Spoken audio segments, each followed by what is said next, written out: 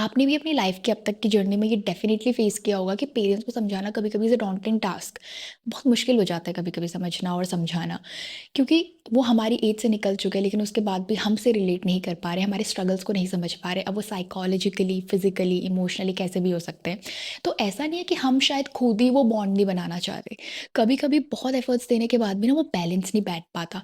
तो जो good communication और रिक्वायर्ड फीडबैक की जो अंडरस्टैंडिंग होती है ना, वो बेसिकली दोनों साइड से होनी बहुत ज़्यादा इंपॉर्टेंट है। तो जिस पेरेंटल एजुकेशन की आज हम बात करते हैं वो उस टाइम पे भी थी, आज है। कि बच्चों को पालना एक एजुकेशन है, बच्चों को समझना ये बेसिकली एक एजुकेशन है, चाइल्ड्स मेंटल हेल्थ एक एजुकेशन है जो अभी मतलब हॉट टॉपिक है। अगर हम WHO में जाके देखें, वर्ल्ड हेल्थ ऑर्गेनाइजेशन को अगर हम अच्छे से रीड करें तो मेंटल हेल्थ पे बहुत सारे आर्टिकल्स उसमें डले हुए हैं। लेकिन आज ये अवेयरनेस है कि चाइल्ड की मेंटल हेल्थ और उनको पालना पोसना एक एजुकेशन है। तो शायद हम अवेयर हैं इस चीज़ से, तो हम कहीं ना कहीं एक बहुत अच्छा स्टेप ले सकते हैं। हम इस अवेयरनेस का, जो हमारी अवेयरनेस है, इसका एक पॉजिटिव इफेक्ट और पॉजिटिव बेनिफिट हम निकाल सकते हैं। तो सबसे पहले ना एक कुछ बैरियर्स होते हैं जब एक पेरेंट चाइल्ड रिलेशनशिप में। कुछ बैरियर्स आते हैं। सबसे पहली चीज़ ये है कि जब भी हम उन्हें कुछ बताएं तो भाई जाके पहले पूरी इन्फॉर्मेशन दो। हम क्या करते हैं, हाफ ऑफ द इन्फॉर्मेशन हम फ्रेंड को बता रहे हैं very nicely, half of the information जाके फिर हम पेरेंट्स को बता रहे हैं कि भाई ऐसा हो गया, फिर हाफ ऑफ द इन्फॉर्मेशन मुझे पता है बस, मैं किसी को नहीं बताना चाहती, मुझे बताना ही नहीं है किसी को। और सोल्यूशन उसी की वजह से आएगा।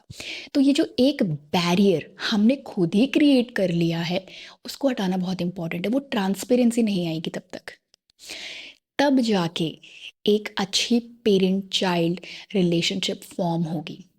दूसरा ये कि it's not at all important कि आपके मॉम एंड डैड दोनों से अच्छी बैठे, क्योंकि दो अलग इंडिविजुअल हैं। दोनों का एटीट्यूड अलग है, सोचने का प्रोसेस अलग है, और सबसे important, problem solving attitude different है। तो वी कैन एक्चुअली चूज़।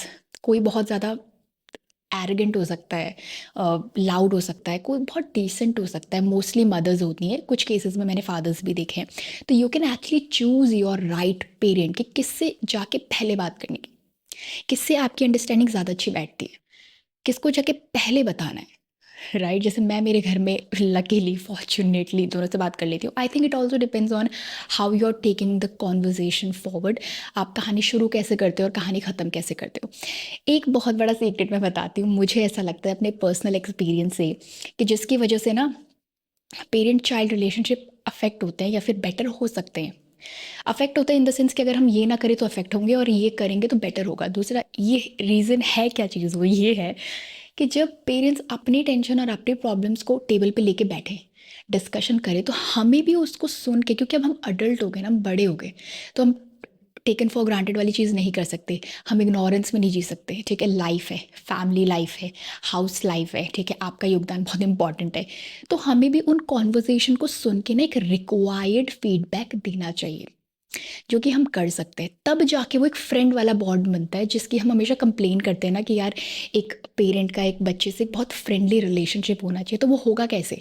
जैसे आप अपने फ्रेंड से बात करते हो, उनको सुन के उन्हें भी फीडबैक देते हो, वो भी हमसे बात करते हैं तो हम भी उन्हें फीडबैक देते हैं। तो जब वो पेरेंट और चाइल्ड के बीच में होने लगेगा, तो जब हम उनकी डिस्कशंस में भी पार्ट लेने लगेंगे, तब जाके वो एक ट्रांसपेरेंसी अगेन क्रिएट होगी।